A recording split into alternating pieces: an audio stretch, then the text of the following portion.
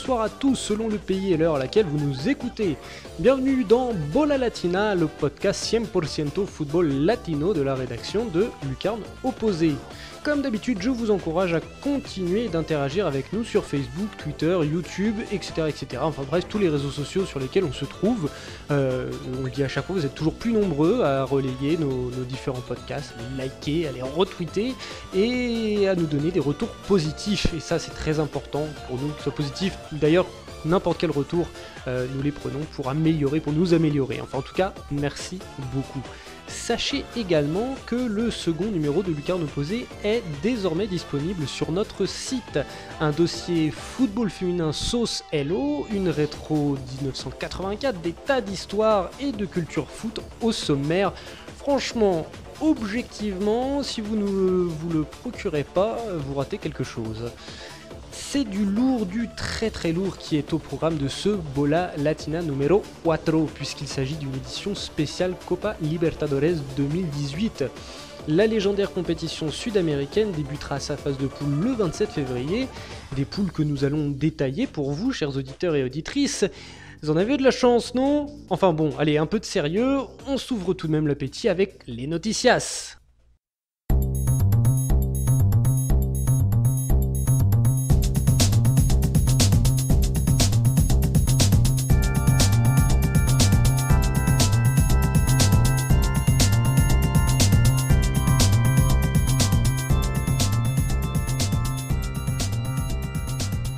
Polémique au Costa Rica où Mariano Torres, joueur du Deportivo Saprissa, n'a pas trouvé mieux que d'aller coller une baigne à un supporter qui ne devait pour sa part pas être non plus en train de lui compter fleurette. L'incident a eu lieu lors de la lourde défaite des Grenats en Conca Champions face au gigantesque América de México, 5-1. Torres ne connaît pas encore sa sanction, mais il y a fort à penser qu'il ne pourra jouer le retour en terre mexicaine. Ses coéquipiers n'avaient pas forcément besoin de ça. Au Mexique, justement, la Liga MX arrive à mi-parcours de cette Clausura 2018. Et le moins que l'on puisse dire, c'est que la course à la qualification pour la Liguilla reste ouverte. Si l'América d'un Menez qui va piano pour rentrer dans le bain occupe seul la première place, ce n'est qu'avec 4 points d'avance sur le 9e et premier non qualifiable, Toluca en l'occurrence. Alors, s'il est encore difficile de se prononcer en ce qui concerne la Liguilla, l'on peut en revanche d'ores et déjà s'avancer en disant que les carottes sont cuites pour le duo Atlas Guadalajara Lobos de Puebla et que l'affaire paraît plutôt compliquée pour les Chivas de Guadalajara également, Cruz Azul, Querétaro et Veracruz. Dans la fiche de la semaine de Lucarne Opposée consacrée au classico bolivien entre Bolívar et The Strongest, si vous ne l'avez raté, tout n'est pas perdu, c'est disponible sur la page YouTube de Lucarne Opposée, ce sont les Aurinegros qui l'ont remporté par 2-1. Si les recrues du Bolívar étaient attendues de pied ferme, ce sont celles des Tigres qui se sont illustrées en la personne de Carcelén et Ibargüen. Chez le voisin péruvien, l'heure n'est pas à la fête. En effet, les Incas pleurent le décès du journaliste Daniel Peredo, commentateur attitré entre autres de la sélection et surtout très apprécié de tous. Son rêve était de commenter le mondial de son pays et souhaitons que sa mémoire soit honorée par la bande de Paulo Guerrero. Un hommage lui a été rendu au Stade National cette semaine, voici le nôtre. Recuperó Vargas, el servicio largo para buscar a Rengifo, apóyate con Paolo Elaza. Vargas, va Vargas, empuja Vargas, quiere pasar Vargas, sigue Vargas, lucha Vargas, pasó Vargas, qué bien la hizo Vargas, aquí está el empate en el área Perañol, está ¡gol! ¡Gol! ¡Gol! ¡Gol!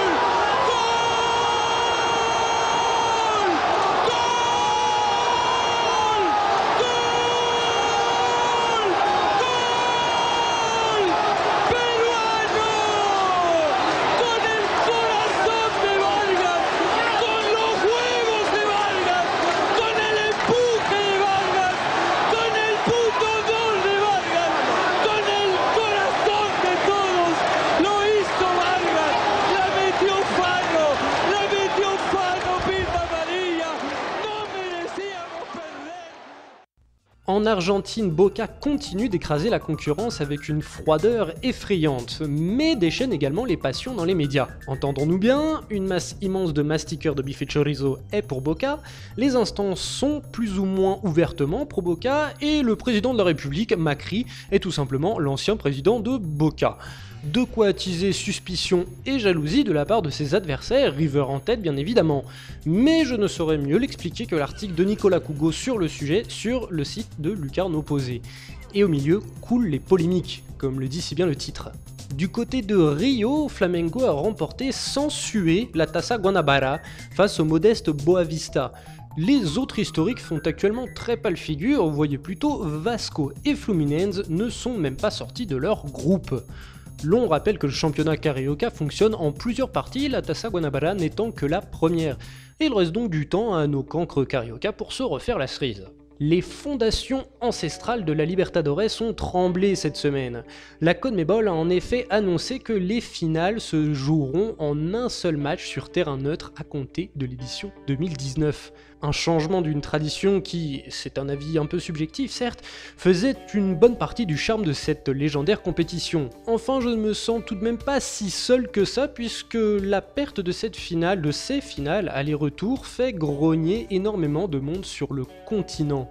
En ce qui concerne la Libertadores 2018, par contre, vous sentez qu'on s'en rapproche tout doucement là ? La dernière phase préliminaire a livré son verdict.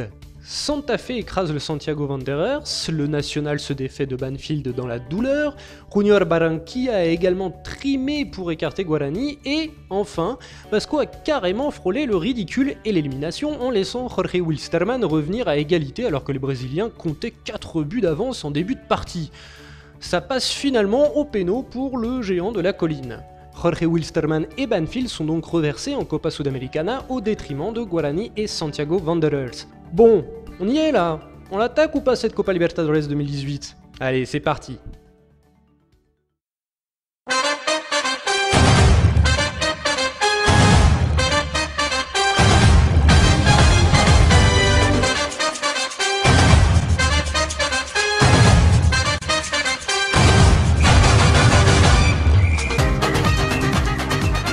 Et chose première, chose vue, on part donc pour un gros brief, un gros focus sur la Copa Libertadores 2018, cette légendaire coupe continentale d'Amérique latine, ou d'Amérique du Sud, même si le Mexique y a un petit peu participé, mais n'y participe plus. Enfin bref, la Copa Libertadores que l'on ne présente plus. Et enfin, justement, si, on va la présenter. Pour la présenter, eh ben, on a du beau monde aujourd'hui, puisqu'on a, déjà, on a Nicolas, Mister Senior, Lucarno Posé, himself. Comment vas-tu ? Eh ben, ça va bien. Et toi ? Ça va très bien, écoute, tout va bien à Belo Horizonte, tout va bien, on attend l'entrée en lice de Cruzeiro. Et j'accueille bien entendu aussi Jérôme Le Cygne, spécialiste uruguay de Lucarno Posé. Comment ça va, Jérôme ? Très bien, et toi, prêt pour une grande Libertadores 2018 ? Et avec des grands Uruguayens, avec une grosse présence uruguayenne, on l'espère pour toi, on n'en doute pas. Et enfin, pour compléter ce quatuor, en me comptant, nous accueillons Mister El Condor de Lucarno Posé, Thomas Alain from La Paz. Comment ça va, Thomas ? Exactement, salut à tous, ça va très bien, d'autant plus que j'ai la chance d'avoir 2 clubs de La Paz cette année en Copa Libertadores, on va se régaler. Ah oui, ça, on sent qu'il y a de l'inside Lucarno Posé dans l'air, et on a hâte de lire ça et de voir les photos.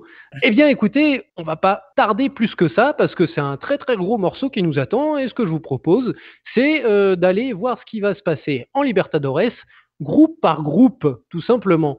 Eh bien, on va commencer par le groupe 1, on va continuer à être logique. Le groupe 1, messieurs, qui est composé de Grêmio, du Cerro Porteño, du Defensor Sporting et de Monagas, donc Grêmio brésilien, Cerro Porteño de Asunción, donc Asunción. Paraguay. Voilà, Paraguay, il y en a au moins qui suit, bravo. Defensor Sporting, alors là, Jérôme, voilà. Uruguay, papa. Sporting, Uruguay. Et Monagas du Venezuela. Eh bien, messieurs, écoute, Jérôme, je te propose de commencer par le Defensor. C'est pas forcément dans ce groupe qui est composé du tenant du titre, du champion paraguayen. C'est comme le défenseur a ses chances ou ça va quand même être compliqué de passer au-dessus brésilien du Paraguayen? C'est toujours compliqué parce que ça reste un petit club. C'est le troisième d'Uruguay maintenant. Ils ont quand même une équipe stable et solide, donc ils méritent d'être là clairement par rapport à la saison qu'ils ont fait l'année dernière. Les hommes d'Acevedo ont voilà un effectif bien huilé. Ce sera toujours compliqué, mais la dernière fois qu'ils ont été loin en Libertadores, c'était en 2014. Ils avaient fait demi-finale. Ils avaient notamment battu Cruzeiro à l'époque pour se qualifier dans leur poule. Donc ils savent aussi faire des compétitions de qualité. Il faudra voir, ça va dépendre rapidement des premiers matchs. Ils jouent Grêmio, ça peut être compliqué, mais ça peut aussi bien se passer. Et je pense que ça peut être une surprise pour les deux grands d'arriver et de voir la qualité de l'effectif du Defensor. On rappelle que le Defensor, on l'avait dit dans la présentation sur l'Uruguay, c'est un peu la troisième force uruguayenne derrière Peñarol et le Nacional, et que voilà, c'est surtout un gros pourvoyeur de talent et que le Defensor a tout à fait une carte à tirer, d'autant plus que le Cerro Porteño, qui est un des deux gigantesques du Paraguay avec Olimpia, a à faire oublier une saison continentale 2017 pas terrible du tout. Mais ils sont champions tout de même du Paraguay. On peut s'attendre, et voilà, et c'est un habitué quand même normalement des bonnes performances continentales.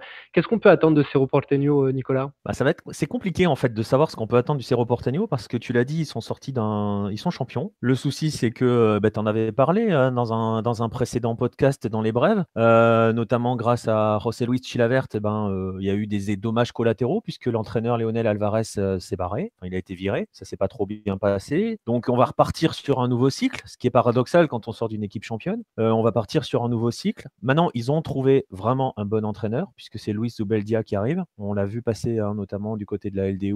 On l'avait vu toujours faire un excellent travail, mais on ne sait pas trop à quoi s'attendre. Ils ont perdu quelques joueurs de talent. Je pense à Josué Coleman qui est parti en MLS, qui est un vrai petit meneur de jeu. On ne sait pas encore trop vraiment à quoi s'attendre avec ce Cerro Porteño qui est parti tout doucement en championnat. Autant, voilà, vous l'avez sous-entendu avec Jérôme dès le départ. On s'attend à ce que Grêmio soit pas trop inquiété sur ce groupe-là. Je pense que le Defensor a une vraie carte à jouer, a en tout cas beaucoup plus de certitude que le Cerro Porteño, et on sait que ces deux équipes-là vont se battre pour la deuxième place, et ça me paraît bien plus ouvert que ce que entre guillemets prévu sur le papier. Bah oui, d'autant plus ouvert que le Grêmio ne pourrait rapidement plus être le géant qu'il a été l'an passé, puisque Grêmio, qui est le tenant du titre, qui a des grands joueurs qui resteront, ça on en est à peu près sûr, comme le gardien Marcelo Grohe, comme la défense très solide Kahneman, Pedro Jeromel, mais il est fort possible que les Gauchos perdent leur attaquant, Luan, qui a été le joueur de la Copa Libertadores 2017, qu'on a moins vu briller pendant la Coupe du Monde des clubs, mais qui reste un très grand talent et qui risque de quitter le club pour l'Europe, même s'il n'y a pas trop de pistes actuellement, mais on le voit mal passer la fenêtre des transferts à partir de juin-juillet tranquillement.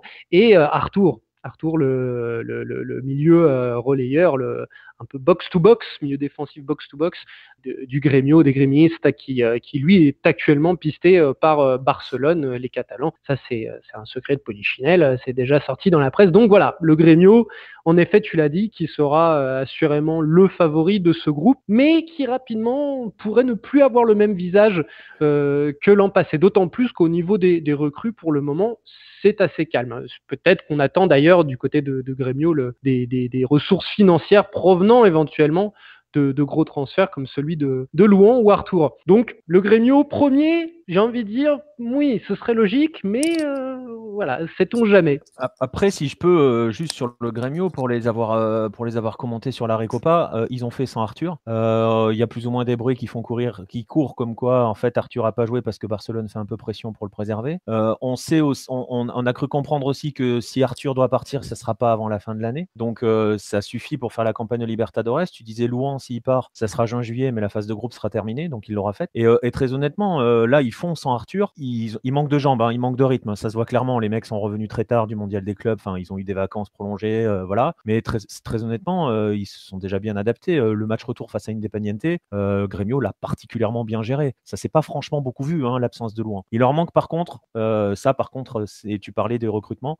Pour moi, il leur manque un vrai avant-centre. Ça, c'est ce qui peut leur faire défaut sur la durée. Mais franchement, Grêmio a été bon, hein, sur sa Recopa Sudamericana. Donc, ma foi, tu es plutôt positif, et c'est vrai que je me projetais un petit peu plus sur la compétition qu'il ne le faut, puisque là, voilà, on parle de la poule. Enfin, en tout cas, on est tous d'accord pour dire que le Grêmio reste le favori de ce groupe 1.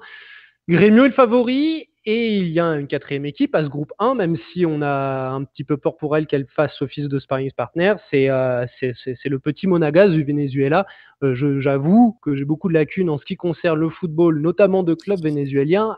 À quoi on peut s'attendre avec Monagas? Ça risque d'être très compliqué pour eux, surtout qu'ils ont été tenus en grande partie par les performances d'Anthony Blondel, qui est parti pour les États-Unis lui aussi, et qui a fait très clairement la saison de sa vie en 2017. Il a dû mettre un truc comme 23 buts en 30 matchs. Enfin, tu vois, c'est vraiment lui qui les a tenus offensivement. On le voit là, le début de championnat est un peu compliqué pour Monagas. Ils sont englués en milieu de tableau. Bon, voilà. Puis ça reste un Vénézuélien, c'est-à-dire que ça va être très compliqué d'aller jouer là-bas. Quoi qu'il arrive, ce sont jamais des déplacements faciles. Par contre, oui, on s'attend à ce que quand ils vont se déplacer, ça soit l'inverse. C'est-à-dire que ce soit eux qui vont souffrir. En tout cas, on les voit mal lutter pour une des 2 premières places, ça c'est clair. Première participation à Libertadores, il me semble, pour eux. En plus, Monagas découvrira cette compétition.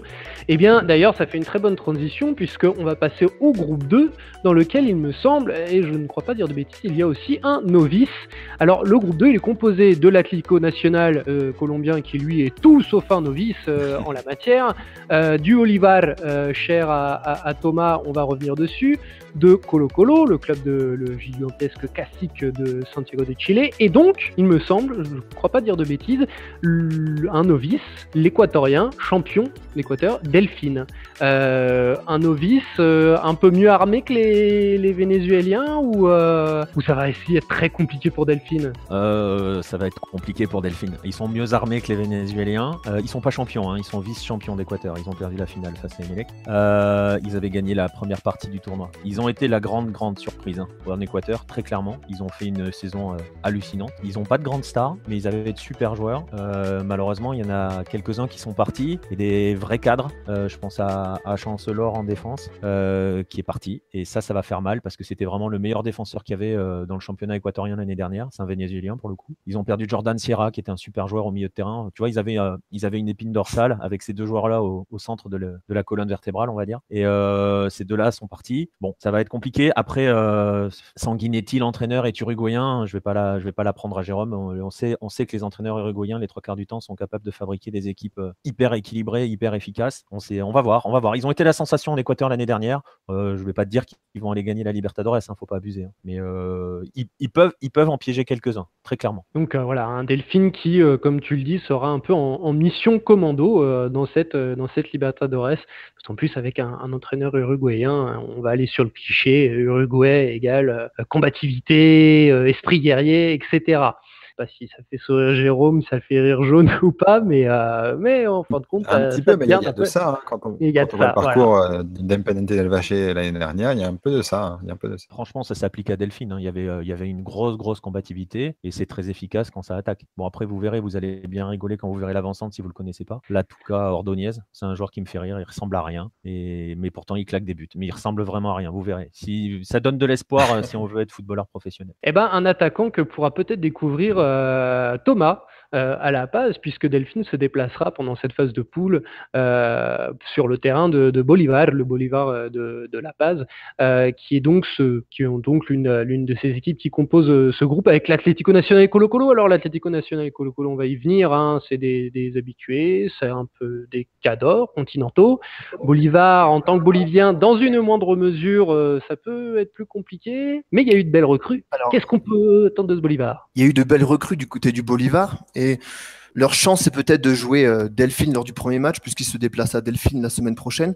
S'ils ramènent un résultat positif, le plan ensuite peut être de tenter de faire le plein à domicile. Parce que sur le papier, je vois quand même Colo-Colo et l'Atlético Nacional supérieur, malgré les recrutements du Bolívar, qui a quand même fait revenir Juanmi Callejon, qui a fait venir Martin Smerberg de Suède, et qui a fait un recrutement très intéressant avec Marvin Berrajano, qui vient des ennemis du Strongest. Ensuite, au niveau des départs, il y a Beñat San José qui est parti avec Mathias Dituro du côté du Chili. Donc le nouvel entraîneur Vinicius Otropico est en train de mettre petit à petit une équipe en place, une équipe qui a gagné 5-1 face à Wilstermann lors de la première rencontre. Mais depuis, il y a eu un gros couac pour le premier gros test de l'année. Ils ont perdu 2-0 ce week-end, le Classico face au Strongest. Donc Bolívar, ça va rester une interrogation parce que l'an passé, ils se sont fait sortir au premier tour de la Copa Sudamericana face à Quito. Et depuis, ils se sont baladés en championnat. Ils ont gagné le tournoi Apertura et Clausura 2017. Depuis, ils n'ont pas eu vraiment de gros chocs, de grosses rencontres à négocier, à part les classicos en Bolivie. Donc on va voir comment ils vont pouvoir gérer ces gros événements face à Colo-Colo et face à l'Atlético Nacional. Ce qui va vraiment être essentiel, comme je l'ai dit, ça serait de faire le plein à domicile et de ramener un bon résultat la semaine prochaine pour commencer face à Delphine. De l'ambition, donc, la technique du plein à domicile, déjà, c'est un classique chez les Boliviens, mais de l'ambition, comme tu le dis. De l'ambition, on ne peut pas dire que l'Atlético Nacional et Colo-Colo n'en est pas, parce qu'on est sur deux équipes un peu revanchardes. L'Atlético Nacional, qui a fait une campagne un peu catastrophique, complètement catastrophique l'an passé, mais qui est en train de se refaire la cerise, vraiment, sur le plan national, et donc maintenant, on espère pour eux sur le plan continental. Et Colo-Colo qui a été, je me trompe pas, champion là. Hein. Ouais, c'est ça. Voilà, ça semblait bien. Hein, je voulais pas. Voilà, qui a été champion et qui a enregistré le retour d'El Mago Valdivia, ancien joueur de Palmeiras, un très grand club, un immense club brésilien subjectivement. Alors, quels sont là on est sur deux clubs qui prétendent clairement aux deux premières places, un peu plus que Bolívar, même si les ambitions sont là, et Delphine qui découvre la compétition. Pour l'Atlético Nacional, je vais commencer par lire l'avis de Pierre Gerbeau, qui n'a pas pu être ici aujourd'hui, mais qui est notre spécialiste Colombie, et qui donne son avis ainsi sur l'Atlético Nacional. Ils sont favoris du groupe 2, dit-il. S'ils font carton plein à la maison, ça devrait passer. Alors attention à bien négocier le premier déplacement face à Colo-Colo, comme on l'a dit, ce sera le gros rival. Almiron a un peu de mal à trouver son 11 type, mais ça devrait monter en puissance gentiment. Il y a la profondeur de banc pour bien gérer la Liga Águila et la Libertadores. Ils ont fait plutôt un bon match hier face à l'América, hier à l'heure où il écrit ses lignes, bien sûr, l'América Cali. La période Lilo semble avoir été digérée, ça serait une vraie déception de ne pas les voir sortir de ce groupe. C'est pas l'équipe de 2016 qui avait été championne donc de Libertadores, mais ils ont de quoi viser une place en quart. Donc de sortir de ce groupe, qu'en pensez-vous? Ouais, je suis d'accord. Il faut qu'il digère l'après Juan Malilo qui a été une catastrophe. Enfin, pas l'après Juan Malilo a été une catastrophe. La période Juan Malilo a été une catastrophe. Donc c'est aussi pour ça, quand il parle, Pierre a juste raison. Faut que Almiron trouve sa cadence, trouve son équilibre, mette en place ses principes. Mais oui, c'est clairement les favoris du groupe. Il n'y a pas à sourciller. C'est clairement l'équipe qui semble le plus au-dessus. Surtout que, et c'est peut-être pas forcément uniquement pour rassurer Thomas et son Bolívar, mais il faut pas oublier un détail, c'est la grande capacité qu'a Colo-Colo à complètement se foirer dans les compétitions continentales. J'aurais presque envie de dire qu'ont les Chiliens à se foirer dans les compétitions continentales, mais Colo-Colo en particulier, c'est un niveau un cran au-dessus. Donc, alors, il y a eu des grosses recrues. On parlait de recrues à Bolívar, on parle de recrues aussi, on peut parler des recrues de l'Atlético Nacional. On l'a dit, Almiron, c'est l'entraîneur, c'est peut-être déjà la plus grosse recrue, puisque Almiron, on le rappelle, c'est l'entraîneur finaliste de la dernière Copa Libertadores et avec Lanús. Et Colo-Colo, du côté de Colo-Colo, donc il y a El Mago Valdivia qui est revenu il y a à peu près un an. Il y a Paredes qui est encore là, mais il y a eu aussi, j'ai plus les noms en tête, mais voilà, il y a eu des recrues assez ambitieuses. Tu le dis, ils ont l'habitude de se foirer, mais là, c'est pas l'intention. Écoute, il y avait eu un très bon recrutement justement l'année dernière quand il y avait eu le retour du Mago, etc., etc. Ça a un peu grogné en décembre, janvier, parce que le recrutement du début d'année là est pas exceptionnel côté Colo-Colo. Valdivia, justement, t'en parlais, l'a bien rappelé dans la presse en disant vous êtes gentils les amis, mais va falloir gérer le championnat et la Libertadores. Je suis pas extrêmement convaincu par leur recrutement, pour tout te dire. je vois qu'ils ont fait venir, par exemple, Juan Manuel Insaurralde en défense. Écoute, je veux pas être méchant, mais il avance plus, Insaurralde, quoi. Donc voilà, on voit dans les résultats pour suivre le championnat chilien, c'est pas encore.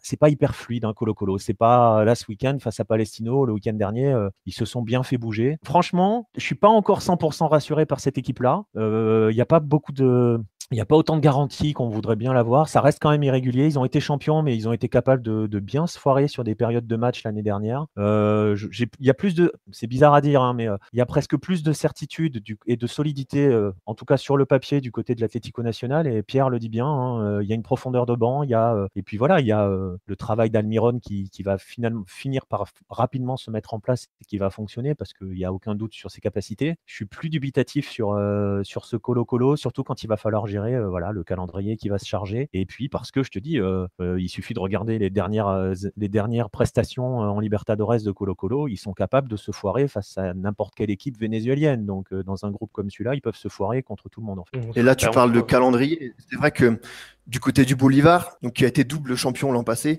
la priorité, elle est clairement sur la Copa Libertadores. Là, ils ont déjà commencé à s'entraîner avec les ballons de la Copa Libertadores, mais surtout ce week-end, ils ont un déplacement face aux Destroyers de Santa Cruz, et c'est clairement annoncé. Ils vont amener une équipe bis pour ensuite assurer face à Delfín la semaine prochaine. Donc moi, je suis un petit peu d'accord. Je vois vraiment l'Atlético Nacional un cran au-dessus dans ce groupe. Et puis la deuxième place risque de se jouer entre Bolívar et Colo-Colo, à voir comment se défend Delfín, qui est un petit peu l'inconnu sur la scène continentale du groupe B. Tout à fait. Et bien, écoutez, je vous propose de continuer. On va passer au groupe 3, qui est un groupe, somme toute, que je trouve très équilibré, dans lequel on retrouve de l'Uruguayen de Jérôme, du Bolivien de Thomas, de l'Argentin et du Paraguayen en l'occurrence, le Peñarol, très cher à Jérôme pour le coup, le Libertad Asunción du Paraguay, The Strongest, donc le grand rival de Bolívar de La Paz, et l'Atlético Tucumán, qui n'est plus un novice, qui découvrait la compétition l'an passé, qui avait fait bonne figure et qui y revient cette année. Peut-être, pour commencer par eux, voilà, ils ont payé pour voir l'an passé. Aujourd'hui, cette année, ça va être sérieux, beaucoup plus sérieux. Ça va être du même ordre, je pense. Ils ont fait plus que payer pour voir l'année dernière, puisqu'ils ont fait quand même un chouette parcours en phase de groupe. Moi, c'est une équipe que j'aime bien, l'Atlético Tucumán, de manière générale. On parle souvent de notions d'équilibre, de certitude et tout. C'est une équipe hyper équilibrée. C'est toujours hyper compliqué d'aller gagner dans son Monumental parce que c'est un stade incroyable au niveau de l'ambiance. Enfin, Jérôme, même toi, tu peux en parler, puisque je crois que vos équipes y sont passées l'année dernière. Oui, enfin, j'allais parler justement pour faire le pont. En effet, c'est très bien fait. J'allais le faire de la même manière. Tucumán, en effet, qui est bien connu de Peñarol, puisqu'ils étaient déjà dans le même groupe l'an passé. Mais autant Tucumán, comme tu le dis, a certaines certitudes du coup et devrait pouvoir refaire un beau parcours en groupe cette année. Autant Peñarol, c'était complètement lourdé l'an passé dans son groupe. Le groupe de Palmeiras, une très grande équipe brésilienne, entre autres. Et cette année, voilà, revient revanchard plus que jamais. Tu l'avais dit quand on avait présenté l'Uruguay ensemble, Jérôme. Peñarol, cette fois-là, ils reviennent et c'est pas pour faire figure. Ben non, parce qu'ils sont là pour ça. L'équipe est construite pour ça cette année, parce que historiquement, comme on le disait lors du premier podcast pour présenter la saison uruguayenne, c'est quand même une longue histoire d'amour entre Peñarol et la Libertadores, puisqu'ils en ont gagné 5. Ils ont aussi fait 5 finales.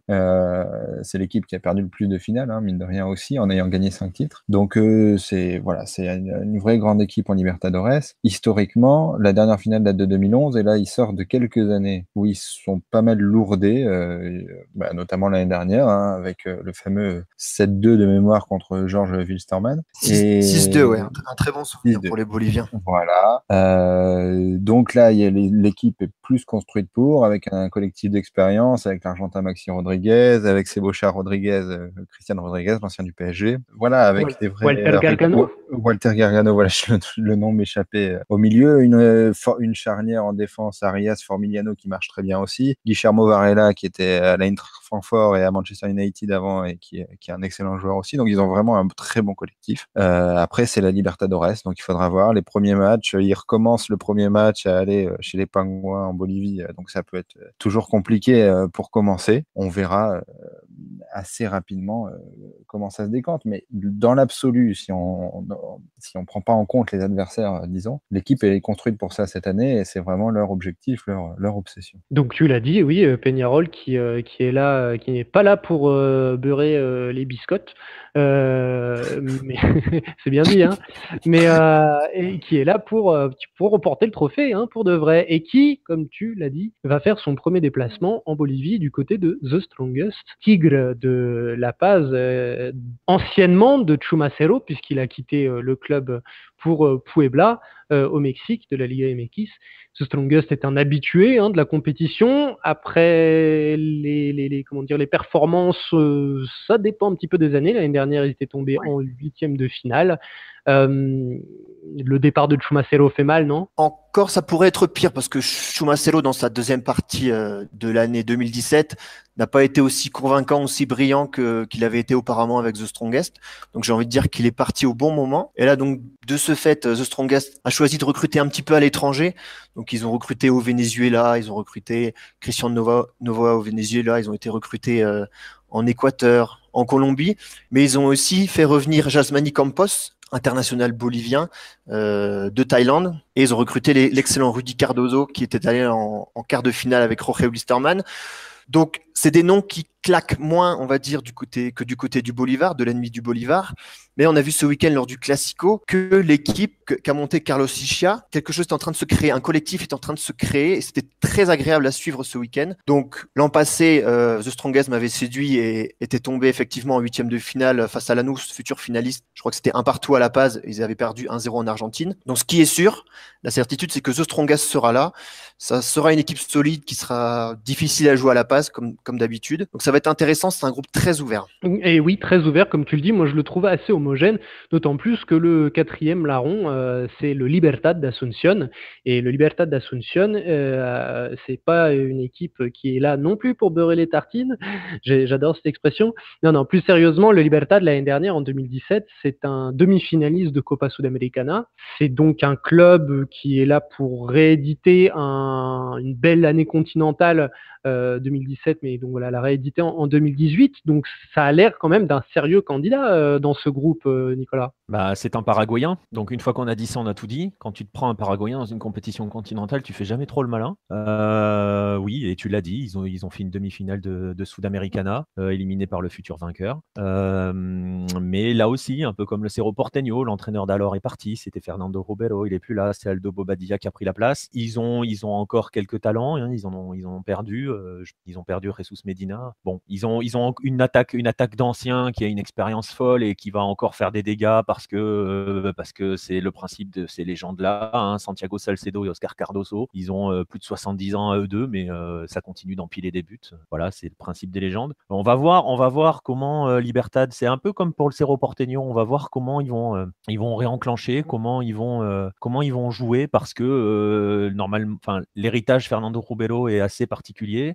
Ça a plus ou moins fonctionné. On va voir comment ça va tourner, mais oui, je suis d'accord. C'est un groupe hyper homogène. Ça devrait pas se jouer à grand chose, hein, très franchement, les qualifs pour le coup. Je pense que ça va être serré jusqu'au bout. Mais voilà, attention à Libertad. Je suis d'accord avec ça. Attention à Libertad. C'est toujours des clubs compliqués, ces clubs paraguayens. Ils démarrent en Argentine, donc voilà. Eux aussi, on parlait tout à l'heure, hein, de comment bien ouvrir sa compétition. Hein. On parlait du Bolívar, hein, notamment.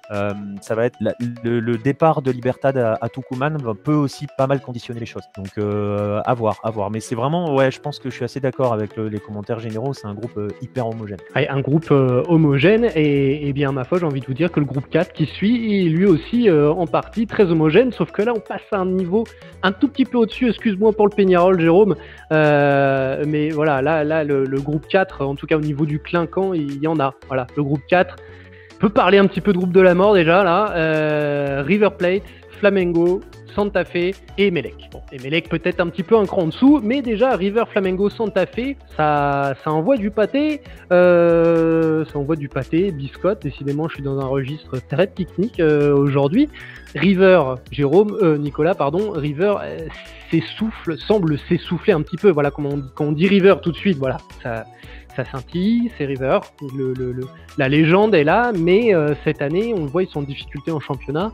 Ça s'essouffle un peu. Est-ce que c'est un gros River qu'on a dans ce groupe 4 ? Écoute, ça fait 1 an que River est en difficulté en championnat et River est demi-finaliste de la dernière Libertadores et se fait voler à Lanús. Donc tu vois ce que je veux dire. Jérôme a parlé tout à l'heure pour Peñarol de la culture de la Libertadores du Peñarol. On est en train de parler de clubs, c'est valable pour River Plate, on en parlera très probablement pour Boca et pour Independiente tout à l'heure. C'est des clubs qui ont ces compétitions, c'est leur ADN concrètement. Donc quand tu as ces équipes-là dans cette compétition, j'ai envie de dire quelle que soit leur forme entre guillemets en championnat, c'est peut-être moins le cas ces dernières années pour Peñarol, mais ça reste des favoris même pour le titre. Donc quand on parle de la phase de groupe, franchement dans ce groupe-là, il est hyper rude. Je suis d'accord, c'est probablement le groupe de la mort, mais le favori reste River Plate, ne serait-ce que parce que son histoire et par son histoire récente. Je veux dire, River gagne la Libertadores 2015, se fait sortir de justesse en 2016 par la grande sensation Independiente del Valle et va en demi-finale l'année dernière. Tu vois, du point de vue de la régularité, on est quand même pas mal. Et si on bloque juste sur la notion de groupe, ça veut dire que River passe systématiquement les groupes. Et alors oui, il y a des critiques à faire sur le jeu de River, sur le chantier qui est toujours le même depuis plus de 6 mois, sur les solutions que ne semble pas trouver Gallardo dans le jeu. Maintenant, il y a eu des arrivées, je pense à Juan Fernando Quintero qui est en train de mettre un sacré coup de pied dans la fourmilière sur le potentiel offensif de l'équipe. Lucas Prato, ça reste quand même une valeur sûre et il commence à monter en régime également devant. Ça combine plutôt pas trop mal avec Rodrigo Mora. Il y a encore un chantier derrière, c'est toujours un problème, la défense de River. Les 2 milieux récupérateurs, c'est un gros problème, même si on peut pas trop s'attaquer à Léo Ponzio parce que Léo Ponzio c'est une icône, mais bon, très honnêtement, à titre personnel, je trouve qu'il s'essouffle un petit peu. Il y a des chantiers de partout à River, sauf que voilà, River en Libertadores, ça reste River. Et pour moi, ils sont clairement favoris du groupe parce que ne serait-ce que par leurs habitudes, j'ai envie de dire, ces dernières années. Alors pour toi, donc River favori par contumace. Eh bien, s'il y en a un qui n'est pas d'accord, tu me diras les absents ont toujours tort, mais il a fait le petit travail pour être pas totalement absent. Et ben c'est Pierre Gerbeau qui, comme je vous le dis, a écrit chaque fois son petit avis sur les équipes colombiennes.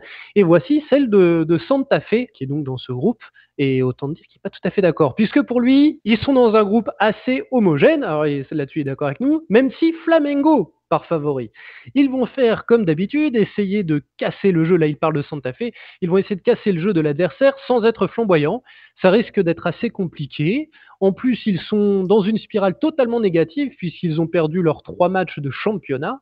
En préliminaire, ils ne jouaient pas des monstres continentaux et pourtant, ça a été poussif, surtout contre Táchira, dit Pierre. Peut-être que la Libertadores leur donnera des ailes, mais c'est peu probable. Donc, avant de passer à Flamengo, en tout cas, tu le vois, Pierre, mais on le sait, Pierre a un petit souci parfois avec River. Pierre ne voit pas. On dira pas River, qu'il est supporter de Boca.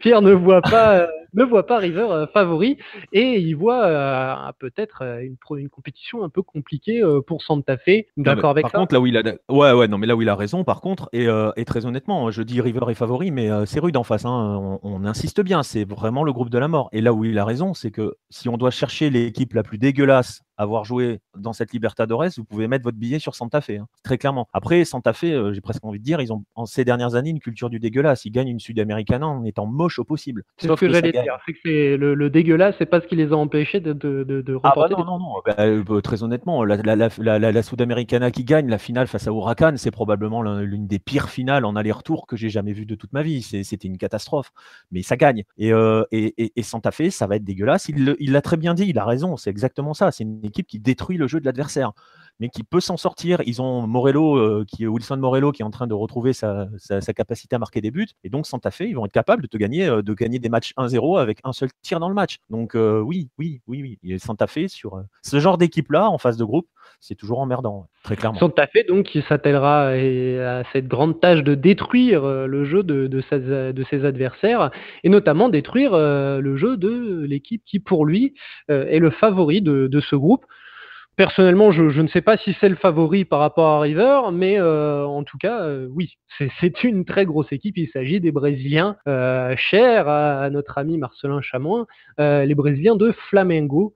Voilà, une équipe qu'on ne présente plus non plus, une équipe qui était déjà une grosse écurie l'année dernière, hein, voilà, menée par un joueur comme Diego par exemple, Diego qui est passé par la Juve, Brême et il me semble Wolfsburg aussi, je crois. Et quelques pépites, voilà, on a Orlando Berrio, pardon, le Colombien, on a Vinicius Junior, le fameux jeune pousse Mbappé brésilien, on va dire, qui a été pré-recruté par le Real à coût de quarantaine de millions. On a ce capitaine que j'adore, moi, personnellement, William Aran. Je ne vais pas tous vous les citer, hein, voilà, c'est une très grosse équipe continentale, et je pense qu'une très grosse équipe mondiale, sauf que Flamengo, l'année dernière, à 2-3 détails près, avait le même groupe, et c'est complètement lourdé. Enfin, complètement non, mais c'était un peu l'année de la loose. Ça a été la loose en championnat. En Libertadores l'an passé, ils se sont losés, on va dire, en poule, puisqu'ils ont perdu leur qualification. Ils étaient déjà dans un groupe de la mort. Je ne l'ai plus en tête. Il y avait Atlético Paranaense, il y avait la Católica et San Lorenzo. San Lorenzo. Voilà, on est sur du bourrin. Et il s'était fait éliminer à la dernière seconde du dernier match par un but de San Lorenzo. Ils avaient été reversés en Sudamericana. Le groupe étant ce qu'il est et ayant la qualité qu'il est, ils étaient allés en finale de Sudamericana où ils avaient perdu contre l'Independiente. Donc voilà, on est sur un groupe qui est revanchard, mais, et ça c'est l'histoire de Flamengo, un peu comme Marseille en France, c'est un groupe qui n'est jamais à l'abri d'une crise d'instabilité. Donc actuellement, l'équipe fait un début de championnat carioca parfait. Hein, on l'a dit dans les brèves, ils ont gagné l'une des premières parties, puisque c'est en plusieurs parties de l'Estadual Carioca. Ils ont les armes financières et en termes de talent pour faire une grosse compétition. C'est de fait sur le papier un favori, c'est clair et net. Reste à voir si la stabilité s'invitera au jeu et si la mayonnaise va prendre. C'est toujours le problème avec Flamengo. Ouais, c'est pour ça que je faisais de River le favori du groupe, parce que tu parlais de Flamengo Marseille, mais on peut même presque dire Flamengo Colo-Colo. Ils ont une capacité à se foirer quand on les attend. Hein. Donc l'année dernière, ils n'ont pas gagné un match en déplacement en phase de groupe 1 de la Libertadores. C'est ce qui les plombe, hein. C'est pas le but à la dernière seconde contre San Lorenzo, c'est-à-dire qu'ils sont pas gagnés et pas capables de battre Paranaense ou la Católica qui n'avançait plus. Hein. Donc voilà. Et bah oui, comme tu le dis, oui. Donc voilà, Flamengo qui est tout à fait capable de passer au travers de sa phase de poule, même si elle a toutes les clés en main, même si c'est une équipe qui a toutes les clés en main. Et notamment Flamengo qui pourrait tomber sur un os, qui pourrait tomber sur Emelec, qui, comme ça, de visu, en tant qu'équatorien, pourrait paraître un petit peu l'équipe plus faible, entre guillemets, du groupe, mais qui ne l'est peut-être pas. C'est peut-être le loup qui va sortir du bois. Bah, Emelec, c'est un lien avec le Gazélec. Oui. Non, rien. Je voulais faire une petite blague, mais là, évidemment, si je la refais, ça tombe un peu à l'eau. Donc, on va couper. Vas-y quand même. Ouais, vas-y. Non, je demandais s'il y avait un lien avec le Gazélec, mais... Ok, je la garderai celle-là. Bien.